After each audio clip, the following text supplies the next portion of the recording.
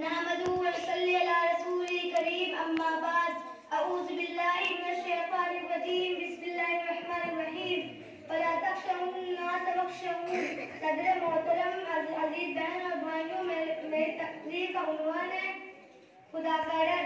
صدر محترم اساتذہ کرام اور عزیز بہنوں اور بھائیوں اور عزیز طالبات طلبہ، میں نے ابھی آپ لوگوں کے سامنے قرآن کریم کی تلاوت کی، جس کا ترجمہ یہ ہے: لوگوں سے نہ ڈرو، اللہ سے ڈرو. آدمی اسی کا لحاظ کرتا ہے جس سے کسی فائدہ اور نقصان کے پہنچنے کا خیال ہو. ہمارا یقین ہے کہ اللہ کے حکم کے بغیر دنیا کی کوئی طاقت ہم کو نقصان یا فائدہ نہیں پہنچا سکتی ہے. پھر اللہ کے سوا ہم دوسروں سے کیوں ڈریں؟